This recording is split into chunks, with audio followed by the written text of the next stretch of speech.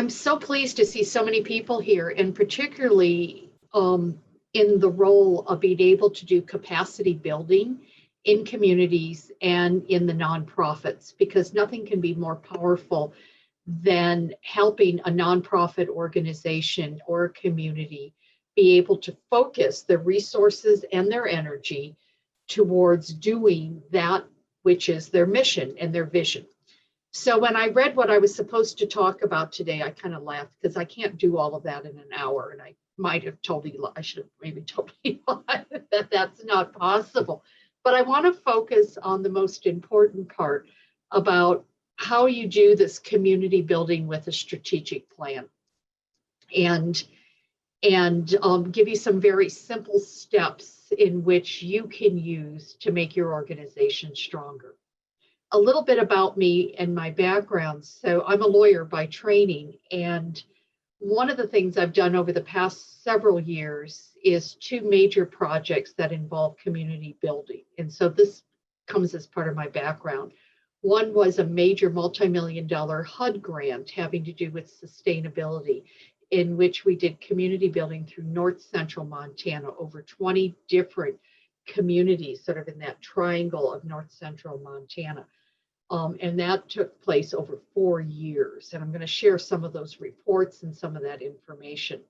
The other was, again, another grant. This was a Kellogg grant, again, a multi-million-dollar grant that looked at how do you create rural sustainability in communities. And again, it meant going from community to community and doing the community building. So before I start sharing a PowerPoint, does anybody have any questions? Any questions? Okay, so let's see if I can do this. And yep, does everybody see? Can people see where it says community organizing, strategic planning? Yeah, it's up on our screen. All right. So one of the first things, as you know, as you go into a community that you perhaps don't live in, didn't grow up in, is that there's going to be great resistance to you. And why are you here helping us do community building? And that's just sort of a natural insider-outsider kind of resistance. And it's legitimate. So one of the first things I really think we need to think about in terms of community building is this graph here, which is called the core theory of success. So unless you just want to do community building and strategic planning to write it up and put it on a shelf and not have it have any use, if you want to do it so it makes a difference in people's lives, we have to start at the top of this circle, which is the quality of relationships. You can't go into a community and just start doing strategic planning. You don't know who they are. They don't know who you are. And many community members don't know who they are, particularly in that one activity I did. We were doing community building across 20 different communities. So we had to start right at the beginning, the grassroots of this quality of relationships. Does this make sense? How many of you have friends, right? And you didn't make these friends without spending any time with them. That quality of friendship took time to develop, that trust. And the reason why this becomes so important, because it is only through the quality of relationships that we get quality of ideas. We think about things better because we trust each other to say things. And if the quality of the ideas are good and sound, then the quality of the actions that come from those ideas are better, right? The quality of the actions, the programming, the changes, and from that, we get quality of results, which is what the purpose of nonprofits are, is to have an output of results. And believe it or not, this is a reinforcing engine of success. The greater the results, the stronger the people are on the team, correct? That have this quality of relationships. So this is a reinforcing engine of success. But the first step is you have to spend the time to develop the relationships in the community, in the nonprofits you're working with, which means all of the stakeholders, not just the board of directors, but the staff and the people that the nonprofits serve. Any questions about this idea of core theory of success? Any questions? Please feel free to ask, because I don't want to just spend an hour lecturing. Okay. So what we're going to talk here about, if strategic planning is the capacity to create our future in a way that is logical for a nonprofit. And that means the organization has learning capacities. And they are really a three-legged stool. The first is aspiration. Can you challenge the organization to have a shared vision, to be aspirational, not just do what it has always done? Second, you have to be able to control generative conversations, which we'll talk about mental models that go into that and how to build teams or organizations that are learning.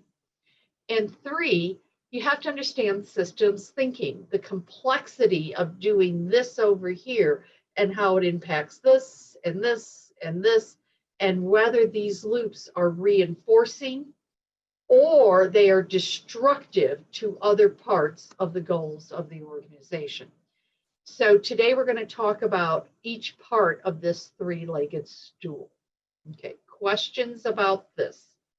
Just raise your hand, and maybe Eli, I can't see everybody, so Eli could also look to see if anybody's hand. I'll keep an eye on the chat here and see if we got anyone. Because that's another way, is to read the chat question, right? And then I can respond. So some of you might have taken business classes in school, and a standard way of when we talk about strategic planning, which I don't think is particularly useful in nonprofits, but I wanted to put it out here, is this whole SWOT analysis. And SWOT stands for bringing the organization through and being able to identify and come to agreement what its strengths are. Strengths and weaknesses are internal to the organization itself. And people, when you're discussing this, will confuse this, but strengths are the organization's strengths, which could be its people, it could be resources, it could be any number of things. It could be its history in the community. Organizations have strengths. The weaknesses, every organization has to be able to identify its weakness. That part is SWOT. Usually organizations and people can speak to it. Sometimes they're not always open about all the weaknesses, and your challenge is to put those weaknesses on the table. The opportunities and threat, the OT, is external to the organization. So for example, COVID is external to an organization, and that may very well be a threat to its well-being, a threat. On the other hand, COVID funding may be an opportunity for an organization to reach out and do some work that it otherwise has not been able to do. So opportunities and threats are external to the organization. It is the environment in which the organization resides. It is what's happening in the community, what's happening legally, what's happening economically, what is happening politically. Okay, pretty standard. Often people use a big whiteboard. They get the people to list the strengths, the weaknesses, the opportunities, and the threats. Questions about this? Questions? Okay. I personally think, although you can do it and this works, this isn't really what organizations are about, if that makes sense. Organizations, nonprofits, are more than just a company's ability to sell shoes and to look at its strength in terms of marketing. When we talk about this organizations, we have to make sure, how would you then use SWOT from everyone? Oh, okay. I've used SWOT in nonprofits. And so we start with a big white piece of paper, and I ask the people to brainstorm, and I start listing what is the strength of this organization. And they can generally do that. We have longevity. We have volunteers that have worked for a long period of time. It's well recognized by the community. Strengths. And then a weakness might be something like an organization has a new CEO, it has a lack of funding. An organization might have just lost its lease. Another organization may have come in, so that organizations have to be open and honest about the weakness, correct? In terms of that. And then obviously opportunities and strength. This is where having some experts around the table is helpful, people who keep up with things politically. For example, I happen to chair the board of Alluvian Health, which is a HRSA organization, a nonprofit community health clinic. And when we were doing our strategic plan a couple of years ago, there was a threat of significantly reduced federal funding. You see, it's outside of our control. I can't make federal funding come or go. But part of my strategic plan could be what happens if federal funding is ended, or what happens if Medicaid expansion, do you see, goes away. And so we have to deal with that external threat and be prepared to deal with it. Does that help, Karen, a little bit?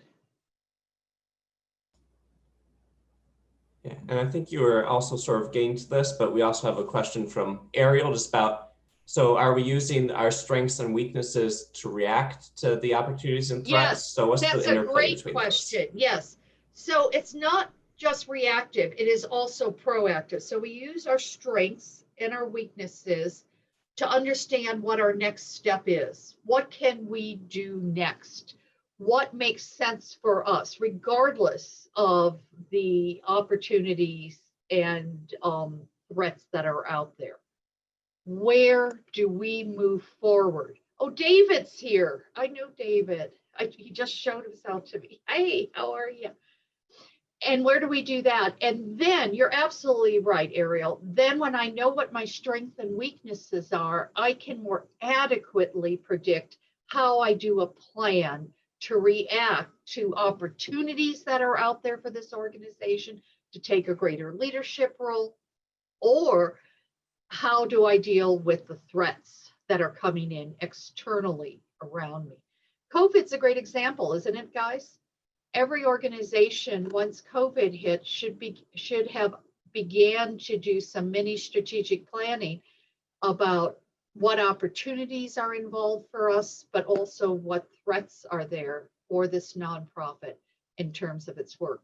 One of the organizations I work with, I'm the executive director of St. Vincent de Paul here in Cascade County, and we have a huge homeless outreach.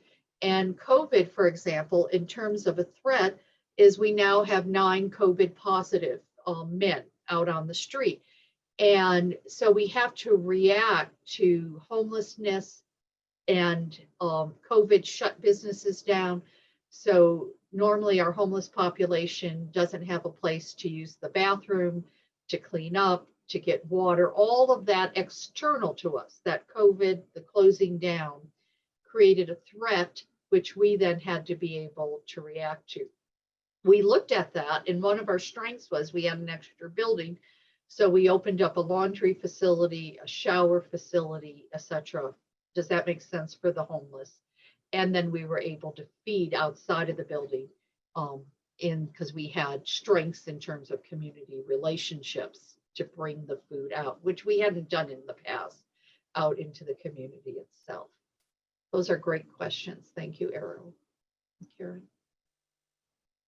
Where I wanted to focus, because is on this next idea here, and that is. And Deb, I will say we've lost Yes. your screen share, so we're not seeing your slides anymore. Got it. Thank you. I have to find where I do that again.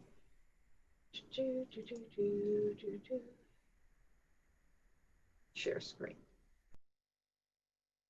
Okay. So now this is where I want us to be.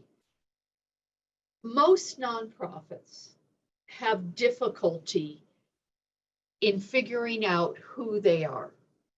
Does that make sense? Who are they as an organization? And when many of you go in to do strategic planning with an organization, they want to be up here in activities. We want to go out and feed the homeless, right? They want to be hearing which homeless are we going to feed? Are we going to feed homeless veterans? Are we going to feed women and children? They love to be in strategy. You know, how are we going to do this? But you need to start here, and they don't like it, but you got to force them to start here, because none of this, you can't make a decision about activities, tactics, strategy if you don't know what an organization's core values are, which is truly their identity. Does that make sense? And what their purpose is and what their vision. Does anybody know the difference between vision, sort of, and a purpose? Because they get confused between mission, values, and vision. So can anyone help me understand the difference between these and helping organizations come to determine these three, the bottom, the identity, the purpose, and the vision? Do we have anybody in chat or who wishes to speak? No one yet. Let's give them a minute. Let's give them a minute. Otherwise, I'll have to call on people. That's what I do. That's a tough question. It is a tough question because people confuse them. I once did this strategic planning for an organization, and they said, well, our mission is to give the best customer service. And I said, that's not a mission. Does everybody agree? That's not a mission. That's a strategy. But your mission is not to give the best customer service, because how are you any different than Burger King or McDonald's or anybody else? It's a strategy, not a mission. By the way, they never asked me back. I just should tell you, after the 3 hours, they were so irritated with me. But they kept saying, but that is our mission. I'm saying that's not your mission. It's a strategy. Anybody?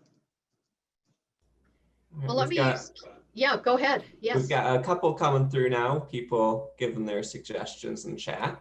Good. I don't know how to see that, so.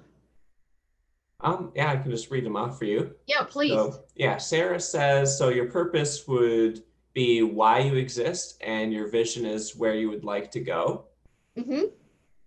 Tim is suggesting that vision is kind of the to be state, or that state you're in, and mission is where you're proposing to go, or what you're proposing to do. Yep. Karen says, I would imagine the purpose is the why you're there, and the vision is the idea of what you're doing. Okay. Ariel says mission would be to create leaders for the upcoming or maybe an example of a mission would be to create leaders for the upcoming technological future. And then Sandra suggests vision would be an end goal of what success would look like, whereas the mission would be what you're doing day to day. Yes. So let's go through this. Vision is about what the world looks like if you are successful at your purpose. Vision is what the world looks like if you are successful at your purpose. And identity is how your purpose gets done.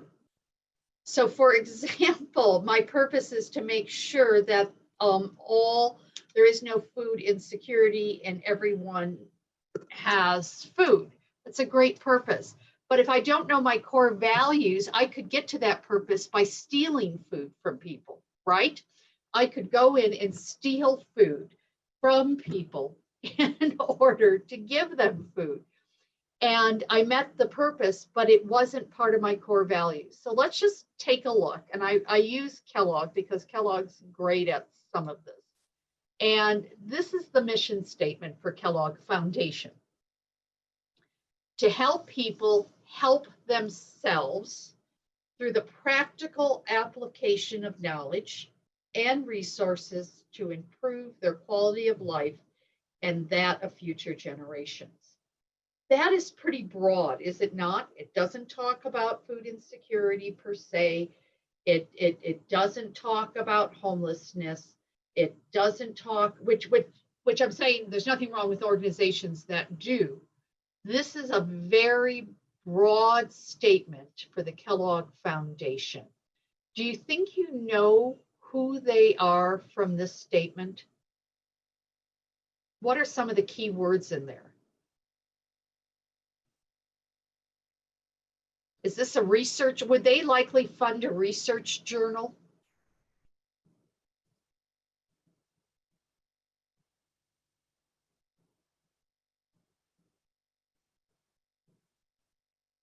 Would they likely fund a research journal?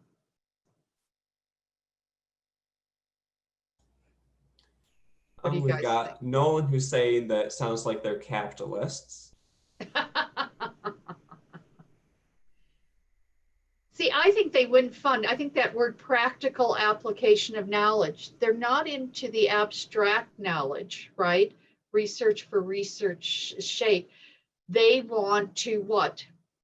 Through the practical application of knowledge. So are they likely to fund a financial literacy class that helps people budget and learn how to use bank accounts and credit to improve their credit scores?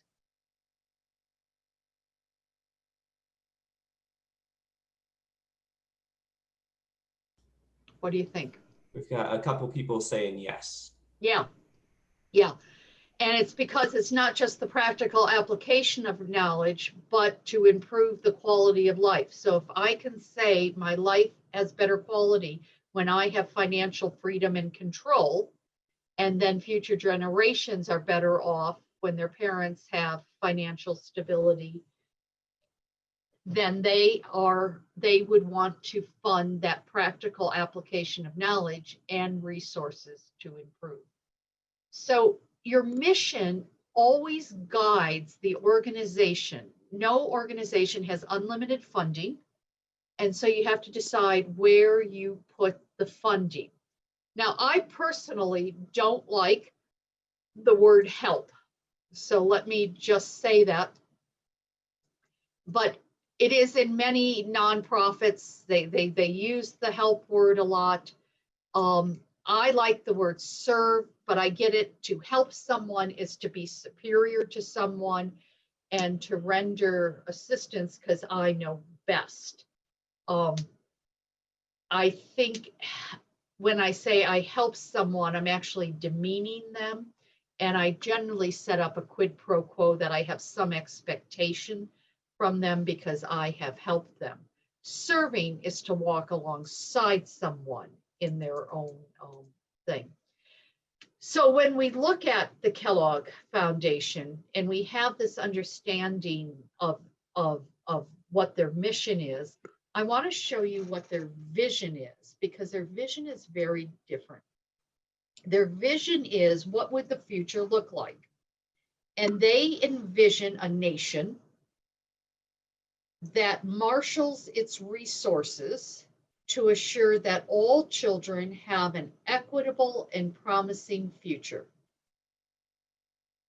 If they do their job well, they would see a nation in which all children thrive.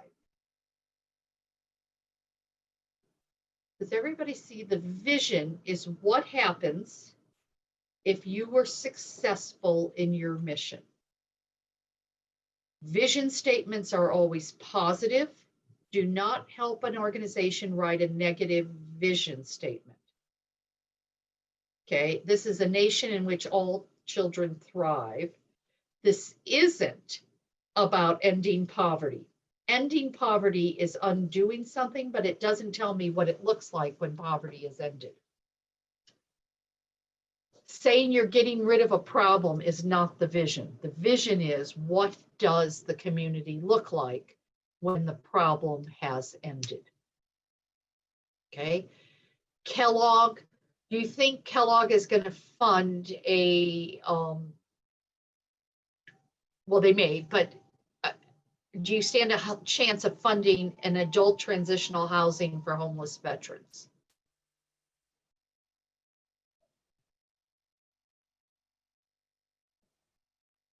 Is that something, if Kellogg only had a few, X number of dollars, is that a project they are going to fund? Let's see, we'll see if people reply to that, but we do have Elizabeth saying that the word thrive seems vague to her. So should they have been more specific when writing their vision in that regard? Yeah, I love that. And you could help someone be more specific, but understand Kellogg's mission is very vague, isn't it? So you're absolutely right. So the word thrive could be health related. And in fact, Kellogg funds a lot of health programs for children. It could be food related, right? And it funds a lot of that. It could be education related. It could fund programs which work against child abuse, correct? So the word thrive is very broad. And I think for Kellogg Foundation, which is a huge foundation with tons of money, I think it's intentional for them to be that broad. And we've got a couple of people saying, no, they probably won't fund veteran housing initiatives because their focus is on children. Right, right. And if you were to write a grant to them, you would want to focus on having the veterans come back into their families and reunite, correct? With their families, helps children have a strong relationship with parents, etc. And that helps children to have a promising future. If you can make that connection, you might be able to get the funding. But there's no question that Kellogg knows where they're going. Now, this is the interesting part. Kellogg has a list of values. How do they get there? How do they make sure children thrive? Do they take children away from families and put them in orphanages to ensure children thrive? Do they sell them to wealthy people to make sure children thrive? Well, this is their values, and they're very specific. We believe in helping people help themselves, right? That's part of that practical application of knowledge. We believe all people have inherent capacity to affect change in their lives. So they accord intrinsic dignity to each person. They don't think they're the experts that come in. They've never believed that. They believe the people themselves have the capacity to affect change, to affect and change their organizations and their communities. So are they likely to fund outsider change or insider change?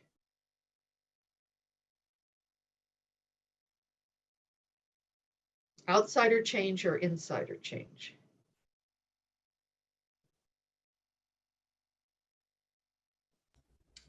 We have Karen saying insider. Yeah. And that took time for the group to think about this.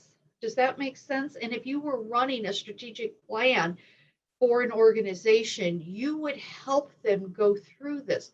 You would ask questions like, well, who would make the change? How does capacity increase? They respect individuals and value their collective interest. They value culture. They value stewardship, which requires fidelity, which is loyalty, to the spirit and the intent of the founder, Mr. Kellogg, and the wise use of resources. Here's the rest of this. We believe in being responsible, prudent, selfless, and we exercise good judgment. We believe in innovation of thought that leads, sorry, I can't spell, to enduring and positive change. Notice not just change in a formal system like this, like an education school, although that could happen, but also informal networks and system and kinship systems. And we value integrity of purpose. Can someone tell me what the word integrity means? Anybody? And while they're thinking on that, we have Elizabeth asking, so why does their vision focus on children, but children are not mentioned in the mission or values? Well, their vision is that this is what would happen. Children would be more stable. But could they support adults if it affected children?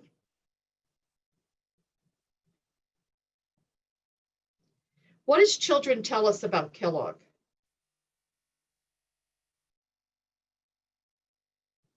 Are they future or current oriented?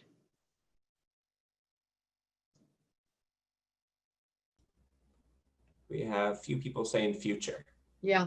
And that I think is intentional on behalf of Kellogg, because when you look at your vision, the vision is when we help adults do financial planning, when we help this happens, we want to do it all to impact children.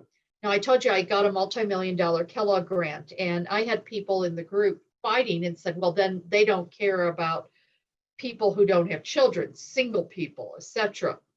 I said, that could very well be true. When we wrote the grants, we focused on families, right, and family action.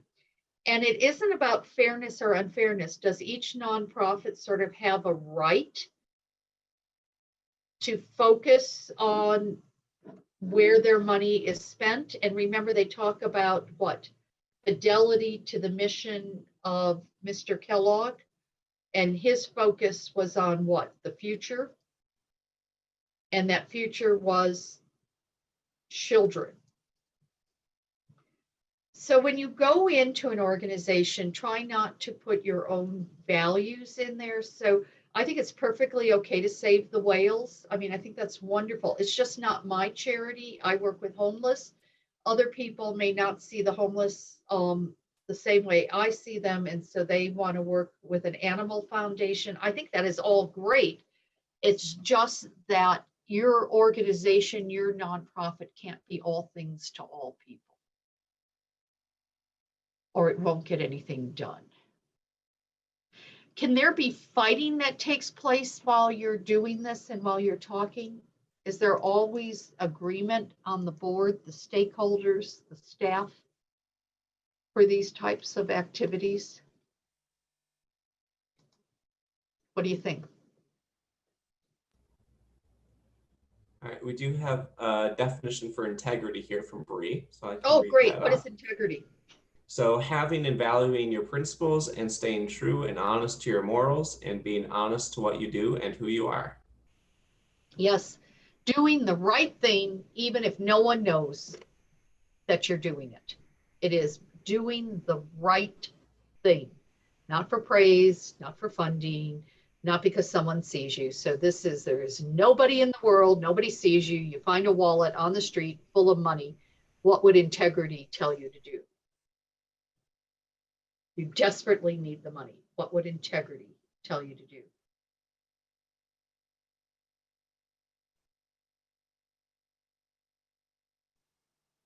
Hopefully, turn the wallet in, find the owner of the wallet, right, Karen?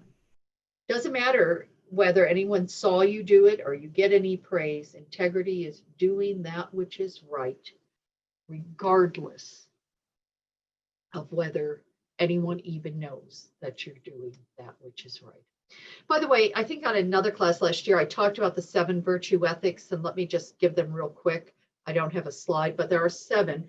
The first virtue ethic, when you look at nonprofits and you look at these values, should be, is what is doing just. Justice is a virtue ethic. The second virtue ethic is autonomy. That's why the word help irritates me a little bit. People are autonomous, can make their own decisions. I give them intrinsic value as adults to make their own decisions. So autonomy. The third is integrity, doing that which is right. The fourth is veracity, telling the truth, truth telling. The fifth is fidelity, being loyal, which means also honoring your promises, loyalty, fidelity to what you say. The sixth is non-malfeasance. Do no harm. Your organizations at the very least should not harm people, right, by their actions. Do no harm. And seventh is an affirmative duty to do good, which is called beneficence. When I do this kind of planning, I often put the 7 virtue ethics up, not that they have to honor all 7 virtue ethics, but it's sort of a reminder in the background of when you're doing strategic planning and are you coming into compliance with those sort of core virtue ethics? Most of you have heard of virtue ethics before. I know I'm not screen sharing because I don't have anything on virtue ethics. Do you have most of you heard of virtue ethics before?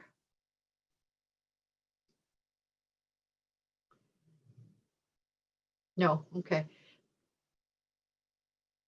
Yeah, if you haven't, I mean, they're powerful to me. Autonomy, veracity, right? Integrity is what you're doing. Just, non-malfeasance, beneficence. It just makes sense when you're thinking about your actions. How do they align with these ethical questions and the spending of money for a nonprofit? So what we are going to go to now is, I'm going to share my screen again. I got to find it. Yep.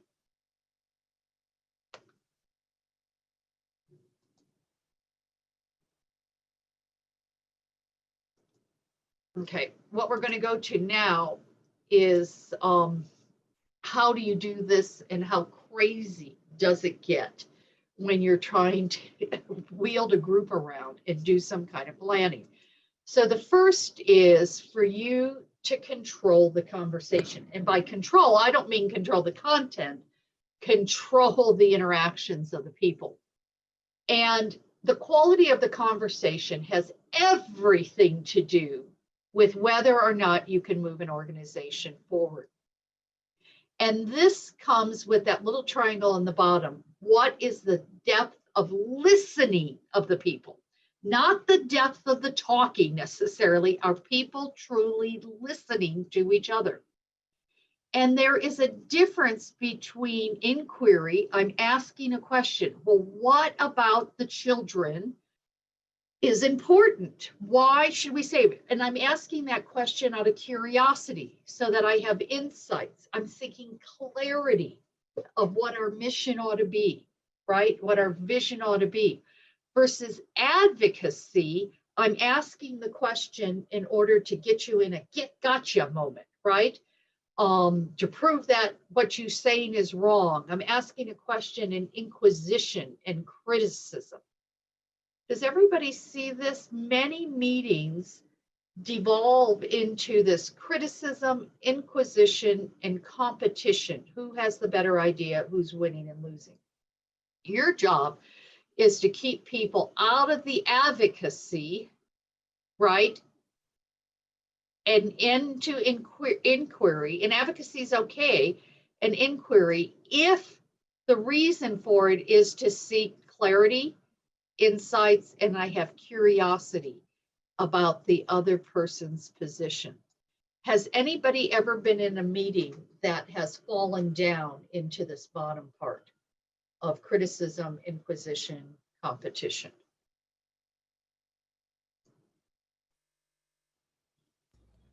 Yep, we've got plenty of people saying yes, they've seen that. Yes, right? We have someone who says every time. Every time. Well, that's not so good. But yes, and your job as the facilitator in doing this work, as the outsider who comes in, is to ensure that we stay up into curiosity and insights. I often show this slide at meetings, so I I preempt them falling into the bottom by talking about how we're not going to allow this bottom feeding to occur, and then remind them nicely if it happens. But I often show this ahead of time. So the other thing that happens, and I'm sorry, this is a little fuzzy, is what I call, or what is called, the creative tension model. So remember how we were talking about the vision of every child? So there is a difference between the current reality, right? The current reality. And when we're in the current reality, children are starving. We're into problem solving. Well, let's get food out to them. We're reacting to the current reality. We focus on what we don't want, right? We don't want hungry children. And we have this emotional tension. It's bad to have hungry children, right? And where you want people is not in the current reality, but in the vision. This creative tension on what is it that we want to create? What are we creating? And how do we have a generative orientation to do it? Look, if you're down in the current reality, let's say a lot of kids are drowning, right? And so you're going to spend all your time pulling kids, out of the stream before they drown. If you're in the creative tension model, maybe somebody ought to go up the stream and see who the heck is throwing them in, right? Rather than just reacting and pulling them out. It's not like you don't want to pull them out, but you need to focus on what you want to create, which is a society where no one is throwing kids in the river. Make sense? Focus on what you want to create and then figure out how to create it.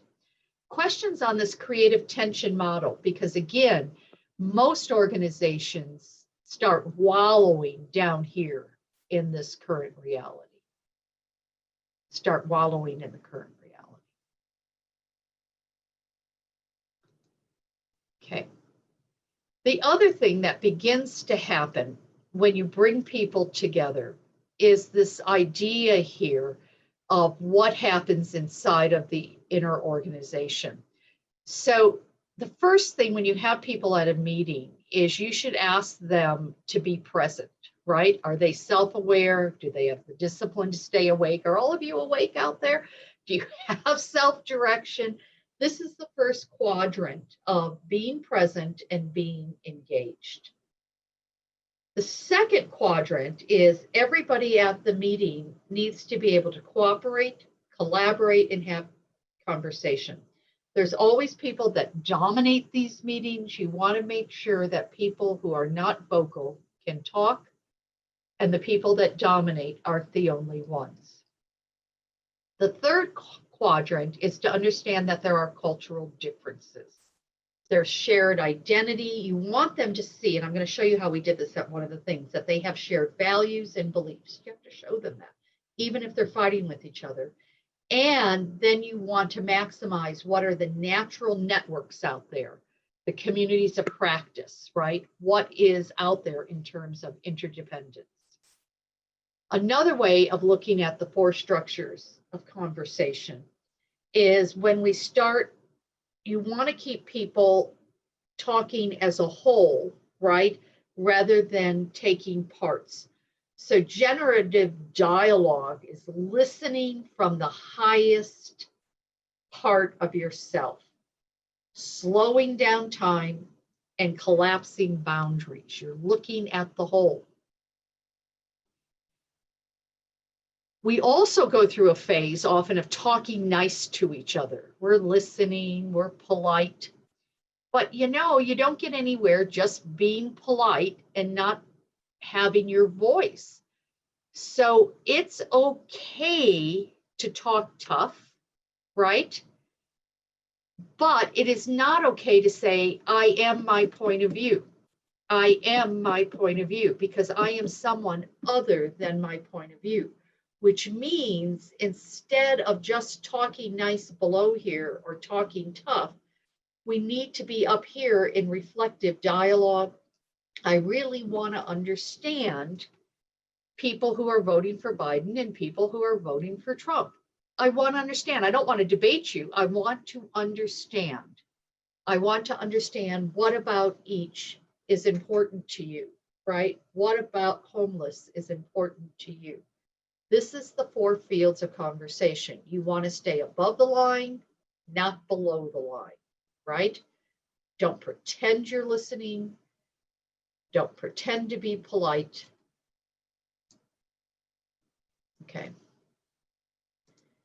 The other thing, which is if you're going to have any ability to make change in an organization, is to have people understand their biases, correct? What we call the ladder of inference. We have a pool of available data, but we select data, correct? We have some selection of data. And from the data we select, we do what? We make assumptions, we draw conclusions. This may change our beliefs. And from that, we take action. What tends to happen here? Do we only see that data that often fits our beliefs? Do you think we see data that fits our beliefs and ignore data? And does anybody know what that's called in psychology? When we selectively see data. And all of us do it.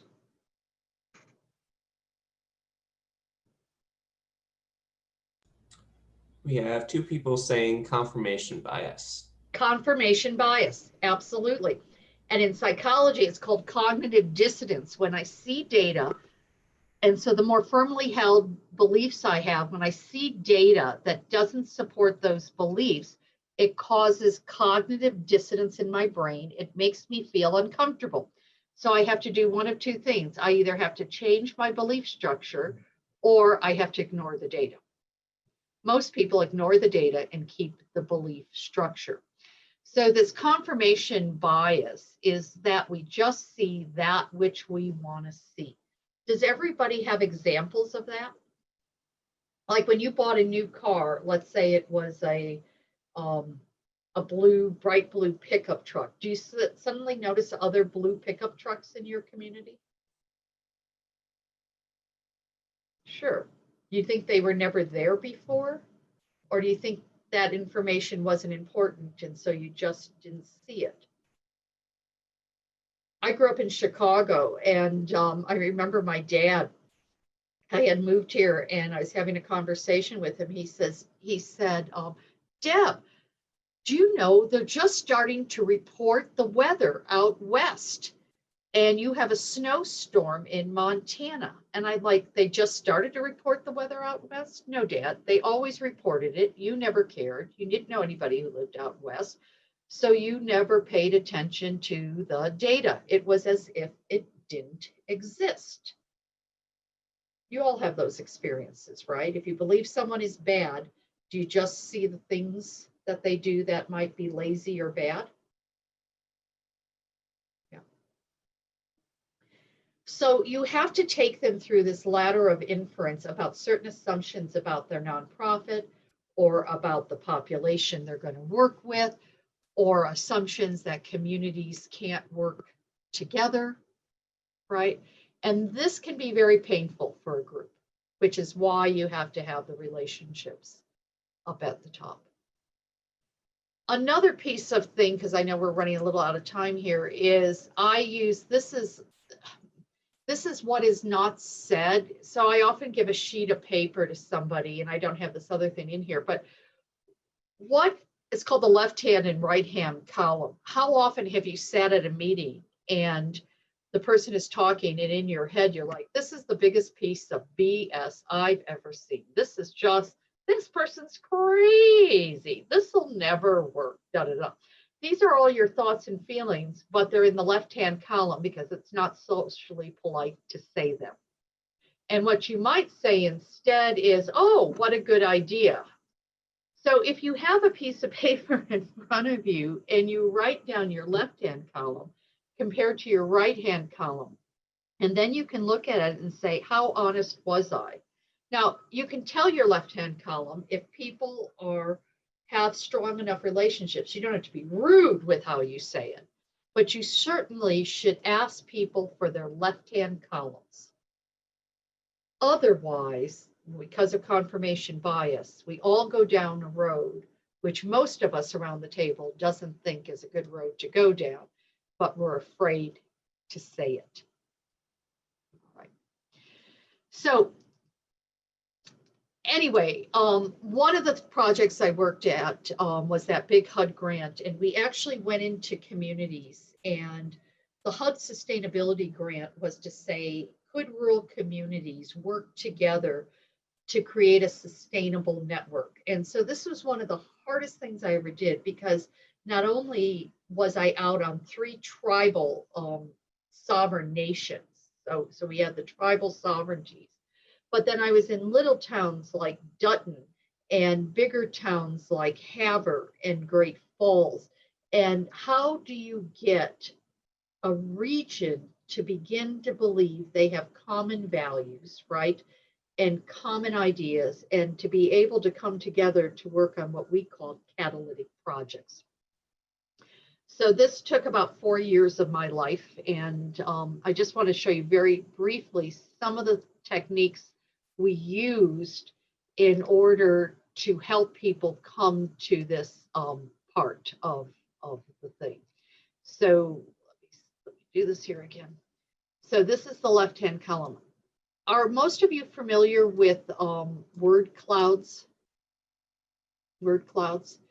It's an app, and you could put the transcript of something that happens in a community, and it creates a word picture for you.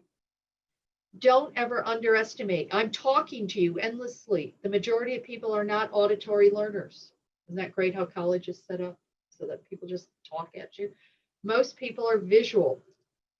So as you're running these groups, I think it's important to be visual and to show, remember that shared data. So for example, one of the things we produce were spider maps. And spider maps is we go out in the community and say, put a point to where you live, and then put a point to where you go for routine medical care. Put a point where you live, and put a point where you go to get specialist medical services. So on these 2 spider maps, you begin to see in this community here, and I don't think I blew this up enough, but here, if this was a spider map for Great Falls, people were able to get specialty care and regular care in Great Falls. But if you're up here in Havre, look at the visual representation about where people had to go, the lines that happened. And this map helped us, and we had several of them, right, from the different communities. This map is what helped us make an agreement among the communities to sponsor a catalytic project for remote healthcare services, telemedicine. This is back in 2012, telemedicine, which then got us a grant from the federal government to put high-speed internet into the communities, because otherwise, if you lived in this community and you got old, what do you think happened? Do you think there was outward migration of the elderly because they couldn't travel to get healthcare needs, right? And if part of your goal was to keep rural communities vibrant, part of the trends you saw was outward migration of families out of rural communities. We looked at basic things like, I have a chart with food deserts and, food and where you go to get, furniture or auto repairs, etc. This was the chart visually that helped prove that outward migration for elderly. The other thing is to have someone who is artistic, right, like David there. And while the conversation's going on, they actually draw like a map of the conversations, and they put in artwork, and then that is sent out, not just the notes, but this sort of artwork, so that you get to see the work done by the organization visually. And there tends to always be people who are artists. The next thing we published, and I'm going kind of quick now, is when we gave our recommendations for the catalytic projects, we had to do, I put together things visually that showed the communities we're in. So this is North Central Montana. So this showed where we had development meetings, everywhere we had focus groups, and where we had community roundtables, and where we drew from. So from this map, although we didn't reach every part of North Central Montana, the map visually shows you that we included a vast majority of the residents who lived in this area of Montana. I want to show you a couple of things. Before we started, one of the questions I asked the group is, what do you value most? What do you value? And people would just say, they used words, and then we put it in a word cloud. What this became important for is I could take this word cloud that was done in Havre and take the word cloud that was done in Browning and take the word cloud that was done in Dutton and show that the values, right, of these rural communities in this area were similar. By the way, word clouds work. The more often the word is mentioned, the larger it is in the word cloud, right? So the more often the word is mentioned, the larger it is. We asked a different set of questions after we figured out what we valued. We asked, what can we do? And this is a combined response from 20 communities. What can we do? And you'll notice just by looking at the word cloud, housing was a huge issue in communities, right? Development work, businesses. Okay. It is from this work that we were able to put together themes. Now we focus the group on the themes, otherwise it gets chaotic. And the things around these catalytic projects through this planning process was housing, transportation, GC population, this is that outward migration, marketing, and economic development. Now we had action areas, because there's always more work than what we have. But the next was to get people out of just talking. So we actually gave them monopoly money, like fake money that we made, gave them $100, put grocery bags, and in there we put economic development, public safety, DC Parks and Rec, and told people to put their money like they were government where they wanted. And then we counted the money. And we begin to see where people very practically, not just saying, I believe in economic development, where would they spend their money in their communities? Does that make sense? Where would they spend their money in their communities? And it's this sort of visualness that I think begins to get organizations in communication with one another, and it gets people out of, this is my idea. They begin to see that the whole group was able to create something.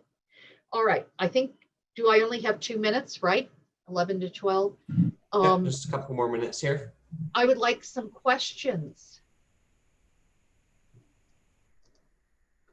I'd like some questions or comments. Yeah, the qualitative data tool, Cass, I think is really fantastic because it lets the shareholder groups understand and accept that people have different values, but then they also see how the tribal communities were very similar to Dutton and the other communities. And so it had this shared idea. So people were willing to work together.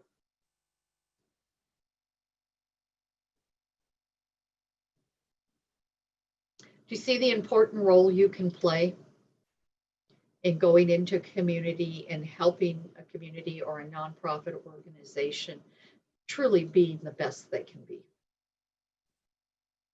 And I think that's your job in life, isn't it? To help organizations build capacity and have clarity of vision about where they are going. All right. I hope that was helpful. And sorry we can't be live and I can't dance around and call on you and yell at you. But I'm proud that you're in our state and I thank you for your service.